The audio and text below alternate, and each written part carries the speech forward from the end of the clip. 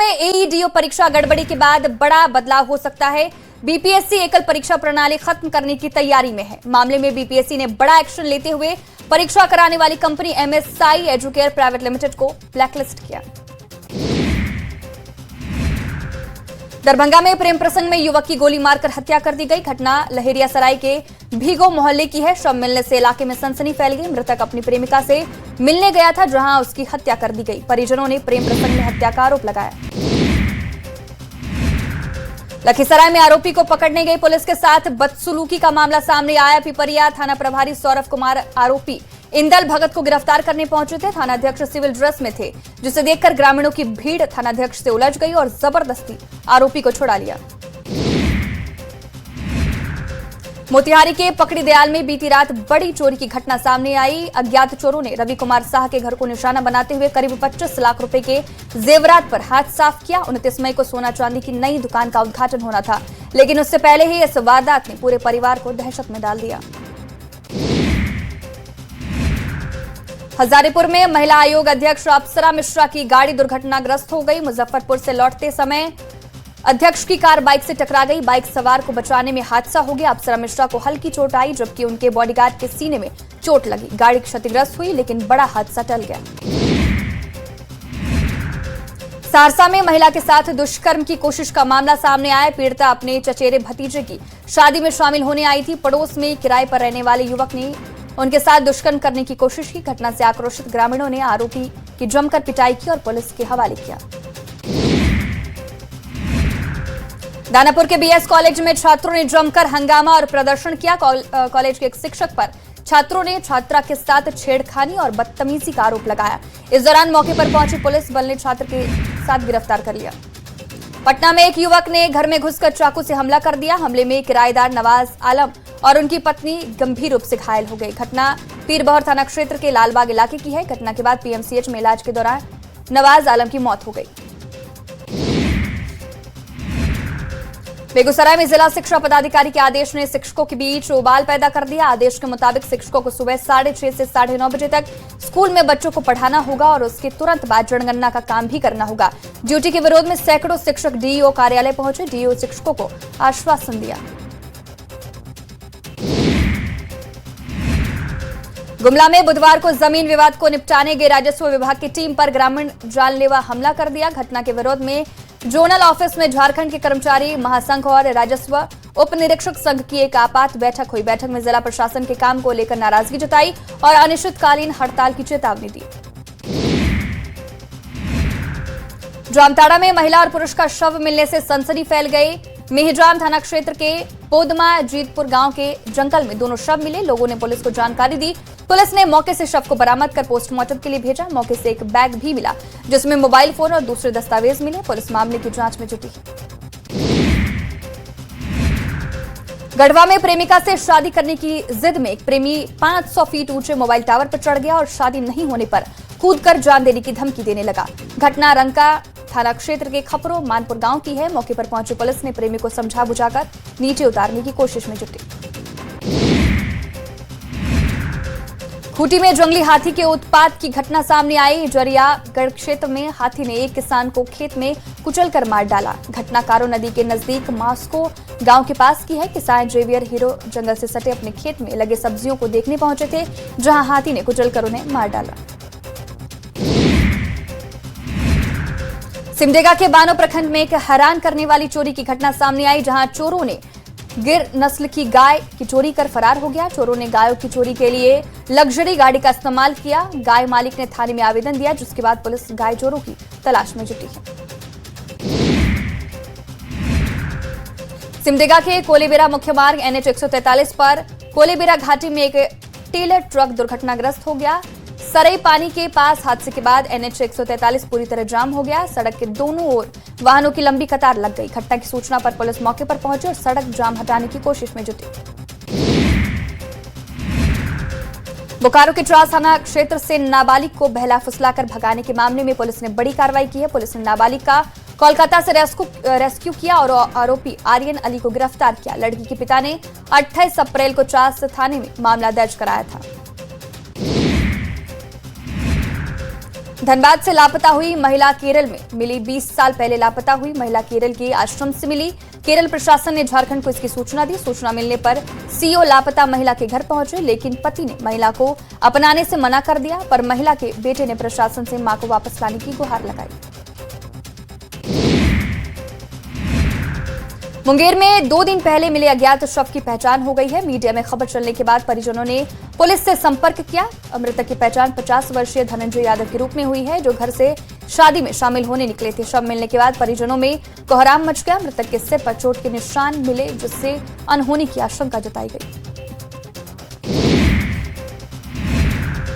बेगूसराय में बेखौफ अपराधियों ने एक युवक की हथौड़े से सिर कुचलकर हत्या कर दी। घटना एफसीआई थाना क्षेत्र के बीहट कोयला डिपो के पास गढ़हरा रेलवे यार्ड की है। घटना के बाद इलाके में सनसनी फैल गई और ग्रामीणों में पुलिस के खिलाफ आक्रोश देखने को मिला। पुलिस मौके पर पहुंचकर जांच में जुटी। धनबाद में 13 वर्षीय रंपा बोरी का शव खदान के पानी में तैरता हुआ बरामद किया गया। घटना के चिरकुंडा थाना क्षेत्र के उत्तर पंचायत के बावरी टोला की बताई जा रही है। 28 अप्रैल को रंपा बोरी पास स्थित ईसीएल की बंद खदान में नहाने गई थी। इसी दौरान वो गहरे पानी में डूब गई और लापता हो गई। घटना के 5वें दिन पुलिस ने युवती का शव बरामद किया। पलामू में तिलक समारोह के दौरान फायरिंग की घटना में 2 लोग गंभीर रूप से घायल हो गए। घटना हरिहरगंज थाना क्षेत्र के भगत तेंदुआ गांव की है, जहां समारोह के दौरान फायरिंग की गई। दोनों घायलों को औरंगाबाद सदर अस्पताल लाया गया। पुलिस ने आरोपी पूर्व मुखिया सरोज कुशवाहा को गिरफ्तार कर हथियार जब्त कर लिया। बोकारो हवाई अड्डे से जल्द उड़ान सेवा शुरू करने की मांग को लेकर बोकारो में 1 दिवसीय धरना दिया गया। हवाई अड्डा बचाओ संघर्ष समिति के बैनर तले धरना का आयोजन आम नागरिकों की पहल पर किया गया। कार्यक्रम की अगुवाई कांग्रेस प्रदेश अल्पसंख्यक विभाग के अध्यक्ष मंसूर अंसारी ने की। राज्य कैबिनेट ने जेटीईटी 2026 की नियमावली को मंजूरी दे दी है। जेटीईटी की नियमावली को लेकर विवाद खड़ा हुआ था। भोजपुरी, मगही और अंगिका भाषाओं को लेकर रखने से नियमावली पर विवाद खड़ा हुआ था। ऐसे में कैबिनेट की जेटीईटी 2026 की नियमावली को मंजूरी मिलने से युवाओं को राहत मिली। देवघर का सबसे खूबसूरत बस स्टैंड आईएसबीटी अभी तक सुचारू रूप से नहीं चल पाया। 20 एकड़ में फैला हुआ ये बस टर्मिनल अपनी बदहाली पर रो रहा है। हाईटेक सुविधाओं से लैस बस टर्मिनल को बनाया गया था, लेकिन फिलहाल बस का आवागमन के लिए ही इसका इस्तेमाल किया जा रहा है। रांची में गर्मी शुरू होते ही कई इलाकों में पानी की समस्या बढ़ने लगी है। रांची के कई इलाके ड्राई जोन में तब्दील हो गई है। निगम के टैंकर भी हर जगह पानी की सप्लाई नहीं कर पा रहा है, जिससे लोग परेशान हैं। लोगों का कहना है कि कभी कभी ही पानी का टैंकर आता है और जब भी आता है तो गंदा पानी ही मिलता है। रामगढ़ के अग्निशमन केंद्र में कर्मियों और संसाधनों की कमी है। अग्निशमन केंद्र में 24 की जगह केवल 8 कर्मी ही है। अग्निशमन केंद्र में 3 बड़े फायर टेंडर है, जबकि मिनी वाटर टेंडर की कमी है। शहर की संकरी गलियों और भीड़-भाड़ वाले इलाकों में आग लगने पर बड़े फायर टेंडर का पहुंचना मुश्किल होता है। पटना में पुलिस ने बड़ी कार्रवाई करते हुए पीपा पुल के पास छापेमारी की और मौके से 675 पीस प्रतिबंधित कफ सिरप जब्त किया। पुलिस ने 8 आरोपी को गिरफ्तार भी किया, जिसमें 2 महिलाएं भी शामिल है। प्रतिबंधित कफ सिरप की खेप असम से ले जाई जा रही थी। पुलिस पूरे मामले को लेकर पूछताछ में जुटी है। अररिया में पुलिस ने 1 करोड़ की स्मैक के साथ 4 तस्करों को गिरफ्तार किया। नगर थाना पुलिस ने NH 27 पर न्यू मरंगा ढाबा के पास कार्रवाई की और 1 किलो 35 ग्राम स्मैक बरामद किया। नशीला पदार्थ पश्चिम बंगाल के मालदा से अररिया लाया जा रहा था। चाईबासा के कोल्हान जंगल में भाकपा माओवादी नक्सलियों के साथ मुठभेड़ के बाद सर्च ऑपरेशन में भारी मात्रा में हथियार और गोला बारूद बरामद किया गया। बरामद सामानों में SLR राइफल और कार्बाइन के साथ भारी मात्रा में गोला बारूद, विस्फोटक और दूसरे सामान जब्त किए गए।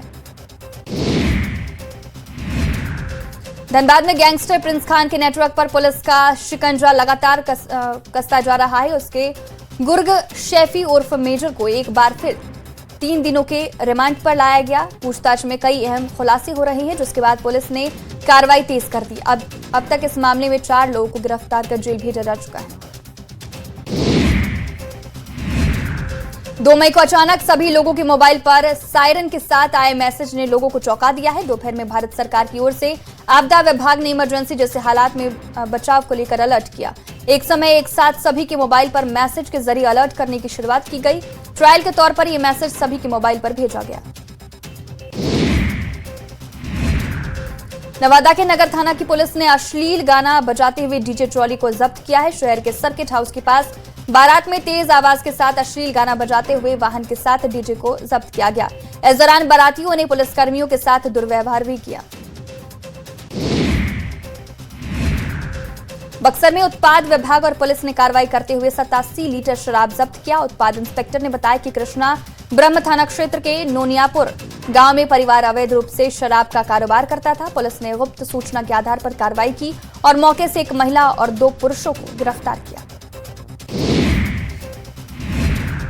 पटना में खाजूकला थाना पुलिस ने हथियार की खरीद बिक्री करने वाले 2 अपराधियों को गिरफ्तार किया। पुलिस ने गुप्त सूचना के आधार पर सेल टैक्स पार्टी गली इलाके में छापेमारी कर गिरफ्तारी की। पुलिस ने गिरफ्तार अपराधियों के पास से एक पिस्टल, 10 जिंदा कारतूस, एक खाली मैगजीन के अलावा एक मोटरसाइकिल भी बरामद किया। चाईबासा में उत्पाद विभाग ने अवैध शराब कारोबार के खिलाफ कार्रवाई की। उत्पाद विभाग ने मंझारी थाना क्षेत्र के पुरनिया गांव में छापेमारी कर कार्रवाई की और मौके पर अवैध शराब भट्टी को ध्वस्त करते हुए 2000 किलो जावा महुआ और 90 लीटर अवैध शराब जब्त किया। मोतिहारी में जहरीली स्प्रिट के काले कारोबार पर पुलिस ने कड़ी कार्रवाई की है और 200 लीटर स्प्रिट के साथ 5 तस्करों को गिरफ्तार किया।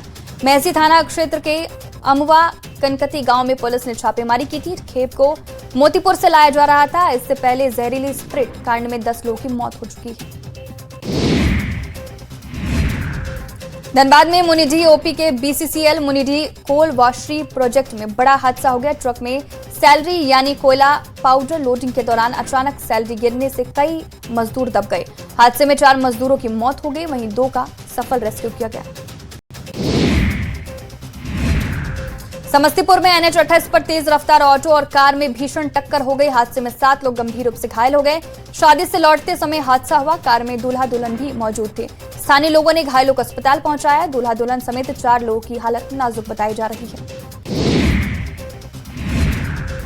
सासाराम में यात्रियों से भरी ऑटो ने सड़क किनारे खड़ी ट्रैक्टर में टक्कर मार दी। हादसे में ऑटो में सवार 3 बच्चे समेत 7 लोग घायल हो गए। घायलों में 2 महिलाएं भी शामिल है। घटना शिवसागर थाना क्षेत्र के गिरधरिया के पास की है। घटना के बाद सभी को सासाराम के सदर अस्पताल भेजा गया। बक्सर के रेलवे स्टेशन पर एक युवक प्लेटफॉर्म से ट्रैक पर नीचे गिर गया, जहां एक हाई स्पीड ट्रेन गुजर रही थी। पूरी ट्रेन युवक के ऊपर से निकल गई। तब तक युवक नीचे दुबक कर सोया रहा, जिससे युवक की जान बच गई। मौजूद लोगों ने युवक को ट्रेन से उठाकर प्लेटफॉर्म पर लाया। सासाराम में 2 ट्रकों की भीषण टक्कर हो गई, जिसमें एक ट्रक के ड्राइवर की मौके पर ही मौत हो गई। घटना नटवार थाना क्षेत्र के महरोर के पास की है। मृतक ट्रक ड्राइवर बालू लगा हुआ ट्रक लेकर दिनारा की ओर जा रहा था। इसी दौरान गिट्टी लदे हुए एक ट्रक से आमने सामने की टक्कर हो गई। सूचना पर पहुंची पुलिस ने शव को पोस्टमार्टम के लिए भेजा। आरा में ग्राइंडर मशीन की चपेट में आने से मैकेनिक घायल हो गया। मैकेनिक काम करते समय ग्राइंडर मशीन की चपेट में आने से गंभीर रूप से जख्मी हो गया। घटना टाउन थाना क्षेत्र के जैन स्कूल के पास की है। जख्मी मैकेनिक स्थानीय लोगों की मदद से आनन फानन में अस्पताल में भर्ती कराया गया। समस्तीपुर में तेज रफ्तार 2 ट्रकों के बीच हुई भीषण टक्कर की चपेट में एक बाइक सवार आ गया। हादसे में बाइक सवार युवक की मौके पर ही मौत हो गई। घटना मुसरी घरारी थाना क्षेत्र के हुड़िया पेट्रोल पंप के पास की है। हादसे के बाद NH-28 पर भीषण जाम लग गया। पुलिस ने मौके पर पहुंचकर शव को कब्जे में लिया। पटना में सीएम सम्राट चौधरी ने मुख्यमंत्री सचिवालय में समीक्षा बैठक की। सीएम सम्राट चौधरी ने नगर विकास एवं आवास विभाग की समीक्षा की। इसके बाद ही शहरी विकास योजनाओं पर भी चर्चा की। वहीं बैठक के बाद सीएम सम्राट जेपी गंगा पथ पर पहुंचे और पथ के पास बन रहे पार्क और अन्य निर्माण कार्य का जायजा लिया। मुख्यमंत्री बनने के बाद सम्राट चौधरी दूसरी बार दिल्ली पहुंचे। सीएम सम्राट चौधरी केंद्रीय गृह मंत्री अमित शाह और रक्षा मंत्री राजनाथ सिंह से मुलाकात करेंगे। मई के पहले ही हफ्ते में बिहार में कैबिनेट का विस्तार संभावित है, लिहाजा सम्राट चौधरी का ये दिल्ली दौरा काफी अहम माना जा रहा है। पूर्व मुख्यमंत्री नीतीश कुमार करीब 20 साल बाद अपना आधिकारिक आवास एक अणे मार्ग छोड़कर नए पते 7 सर्कुलर रोड शिफ्ट हो गए। शनिवार को नीतीश कुमार लगातार एक्टिव दिखे। नीतीश कुमार डिप्टी सीएम विजेंद्र यादव से मुलाकात की। इसके बाद सीआरपीएफ के डीआईजी से मिले। सीएम सम्राट चौधरी और डिप्टी सीएम विजय चौधरी ने भी नीतीश कुमार से मुलाकात की। सीएम सम्राट चौधरी शनिवार को पटना के महावीर मंदिर भी पहुंचे। सम्राट चौधरी ने हनुमान मंदिर में बजरंग बली का आशीर्वाद लिया। सम्राट चौधरी ने महावीर मंदिर में पूजा अर्चना की और राज्य के सुख और समृद्धि की कामना की। डिप्टी सीएम विजय चौधरी ने कहा कि मौजूदा सीएम सम्राट चौधरी नीतीश कुमार के काम को ही आगे बढ़ाएंगे और CCC यानी क्राइम, करप्शन और कॉम्प्रोमाइज से कोई समझौता नहीं होगा। विजय चौधरी ने कहा कि मौजूदा एनडीए सरकार का रास्ता भी नीतीश कुमार ने ही तय किया है। बेतिया में जेडीयू प्रवक्ता नीरज कुमार ने निशांत कुमार की सद्भाव यात्रा को लेकर बयान दिया। नीरज कुमार ने कहा कि जेडीयू अब बिहार में नए तेवर के साथ वापसी कर रही है। नीरज कुमार ने निशांत कुमार के नेतृत्व पर भरोसा जताते हुए कहा कि उनके मार्गदर्शन में पार्टी और मजबूत होगी।